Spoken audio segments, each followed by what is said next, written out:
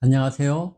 아내의 암을 직접 치료한 면역닥터 소재건 원장입니다. 이번 영상은 암 환자의 삶의 질을 높이고 생명 연장도 가능하게 하는 지혜에 대해 알려드리고자 합니다. 어렵사리 수술, 항암, 방사선 치료로 사라졌던 암이 다른 곳에서 발견되었다는 말을 들었다면 이미 사기암일 가능성이 높습니다. 의사들이 재발과 전이 여부를 정기적으로 확인하는 이유는 국소암과 전신암의 생존율이 다르기 때문입니다. 의학계에서 전이가 되었다는 의미는 암이 발견된 곳 이외에 다른 곳으로도 암세포가 퍼져나간 전신암 상태임을 뜻합니다. 암 환자라면 누구나 전이되었다는 말을 들으면 겁이 나기 마련입니다. 갑자기 사기암, 전신암 상태가 된 거니 당연한 반응입니다. 하지만 위급한 상황일수록 정신을 차려야 합니다. 사기암이지만 아직 암의 세력보다는 건강한 세포의 세력이 우세합니다. 면역력을 지금보다 더 높이면서 몸의 자연치유력을 극대화하는 방향으로 치료 방향을 설계할 때입니다. 이제는 한 번의 실수도 위험할 수 있습니다. 그러니 구체적 방법을 차근차근 배워 삶의 루틴으로 만들어야 합니다. 이전 영상에서 소개드렸던 것처럼 항암치료 대신 면역치료를 선택한 사기암 환자분들은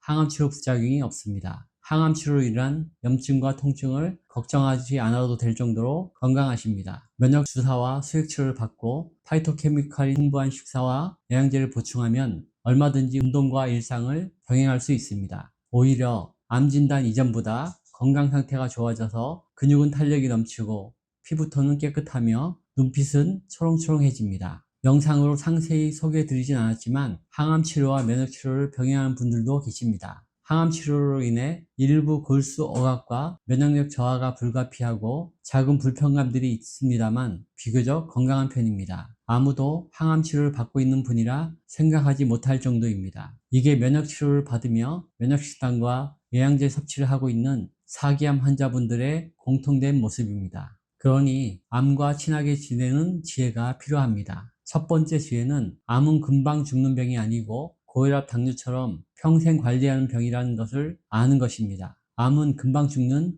응급질환이 아닙니다. 심근경색이나 뇌출혈보다 장기 생존하는 만성질환입니다. 암 진단을 받고서도 서두를 필요는 없습니다. 치료와 치유 방향을 정확히 잡고 면역력을 잘 관리한다면 얼마든지 장기 생존할 수 있습니다. 사기암 진단을 받아도 절대 늦은 게 아니라는 점을 아셔야 합니다. 하지만 정신은 바짝 차려야 합니다. 몸의 면역력이 암세포를 압도할 정도로 충분히 올라갈 때까지 약 1년간은 주 2회, 특별한 경우엔 3회 이상 면역치료를 병행하시는 게 필요합니다. 두 번째 지혜는 면역을 체계적으로 관리해야 한다는 것입니다. 항암과 방사선 치료 없이 온전히 자연치유 방식으로만 암을 극복하고 싶어 하시는 분들도 계십니다. 저도 간혹 진료실에서 뵙곤 합니다. 항암 치료가 두려워서, 병원 치료를 신뢰하지 못해서, 자연치유력을 믿어서 등 다양한 이유로 병원 치유를 거부하시고 산에 들어가 스스로를 치유하신 분들도 계십니다. 인간의 문명이 거의 닿지 않는 자연환경에서 얻은 식재료만으로 식사하고 부지런히 몸을 움직이고 생각과 감정은 비우며 암을 치료하는 것도 저는 동의하고 응원합니다. 하지만 간혹 병원에 오셔서 NK 면역세포 활성도 검사와 암 표지다 검사 정도는 하시면서 치료 방향이 맞는지 점검하셨으면 좋겠습니다. NK 세포 활성도가 1500 이상 상태로 유지되어야 합니다. 자연치유를 하시더라도 면역치료와 병행하시는 것을 추천드립니다. 세 번째 지혜는 몸이 주는 신호에 민감해야 한다는 것입니다. 우리 몸은 스스로를 치유할 줄 압니다. 암이 생긴 이유는 장기간 몸이 보내는 신호를 내가 무시하거나 억압했기 때문입니다. 이제부터라도 몸이 보내는 신호를 세심하게 듣는 노력이 필요합니다. 그런데 몸의 신호를 듣는 방법을 아시나요? 모르신다면 몸의 신호를 읽고 해석하고 적절한 조치를 해줄 수 있는 의사와 친해지시면 좋겠습니다. 암세포도 본래 다른 세포와 마찬가지로 한 식구였습니다. 내가 무시하고 막 대했기에 나쁜 친구가 된 것입니다. 이런 암세포와 공생하고 있는 착한 세포들이 아직 우리 몸에 많이 있습니다. 내 몸의 우호적인 착한 세포들이 보내는 신호에 이제라도 집중해야 합니다. 그리고 착한 세포들을 지원해야 합니다.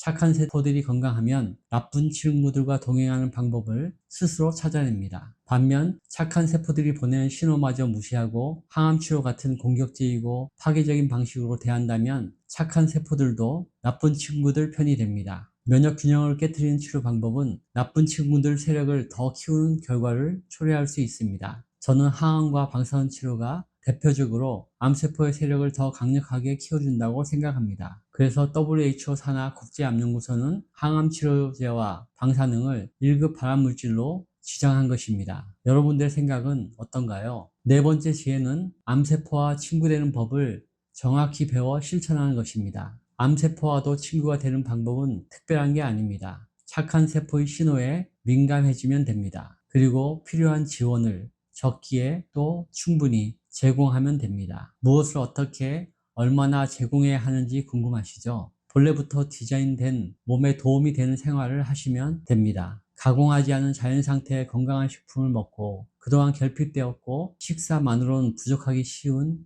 영양제를 충분히 섭취하는 것이 좋습니다. 거주하는 환경을 햇빛이 잘 들고 환기가 잘 되는 친환경적인 공간으로 만드는 것도 중요합니다. 적절한 운동과 휴식을 취하고 스트레스를 적절히 관리할 줄 알아야 합니다. 욕심은 금물입니다. 삶의 균형을 잡아야 정상세포와 암세포 간의 대등한 관계가 형성됩니다. 그리고 면역치료를 받으면 비로소 착한 세포의 세력이 암보다 우세해집니다. 분명한 것은 착한 세포를 지원하는 것이 암과의 공존을 돕는 가장 확실한 방법이라는 것입니다. 착한 세포를 잘 지원하면 화를 내던 암세포가 순해집니다. 암이 멈춥니다. 착한 세포를 잘 지원하면서 오랫동안 면역치료를 병행하시면 암세포가 정상세포로 변할 수 있습니다. 이것이 자연치유로 암이 사라지는 원리입니다. 암 한우와 가족분들께서 이 영상을 여러 번 시청하시고 치료와 치유의 이정표로 삼으셨으면 좋겠습니다. 시청해주셔서 감사합니다. 좋아요,